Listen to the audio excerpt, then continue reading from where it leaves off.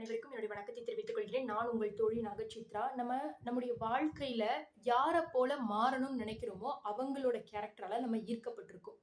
நம்முடைய வாழ்க்கையில யாரை போல நாம வாழணும்னு நினைக்கிறோமோ அவங்களோட கேரக்டரால நம்ம ஈர்க்கப்பட்டிருக்கோம். ஆனா இது வாழணும், மாறணும் இது 2ம் எப்ப நடக்கும் அப்படின்னு பார்த்துட்டீங்கன்னா, அவங்களோட நம்ம அதிகப்படியான நேரங்களை செலவழிச்சிருப்போம்.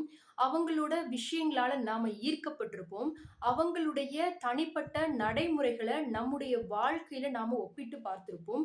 அவங்கள பத்தின விஷயங்களே எப்பவும் நாம சிந்திச்சுட்டு இருந்திருப்போம். நம்மையும் அறியாம அவங்களுக்கு நாம அவங்களுடைய செயல்பாடுகளை நம்முடைய வாழ்க்கைக்குள்ளாக கொண்டு வருவதற்கான வழிகளை நாம கொடுத்திருப்போம். இந்த மாதிரியான நிறைய விதமான காரணங்கள் சொல்லப்பட்டாலும் கூட நாம எதை நோக்கி நம்முடைய எண்ணங்களையும் சிந்தனைகளையும் முன்னெடுத்து வைக்கிறோமோ நம்மையும் அறியாமல் அந்த ஒரு விஷயத்துக்கு நாம அடிமையாகிறோம் அப்படின்னு சொல்றாங்க. சோ அதற்கான ஒரு அழகிய சிந்தனை வரிகளை தான் இன்னைக்கு நம்ம பார்க்க போறோம்.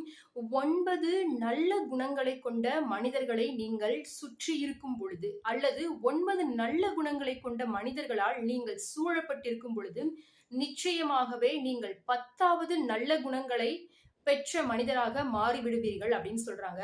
அதே நேரத்தில் 9 கெட்ட குணங்களை கொண்ட மனிதர்களால் நீங்கள் சூழப்பட்டு இருப்பின் 10வது கெட்ட குணம் நிரம்பிய மனிதராக நீங்க மாறுவதற்கான நிறைய வாய்ப்புகள் உண்டு என்று சொல்லப்படுகின்றது. நன்றி.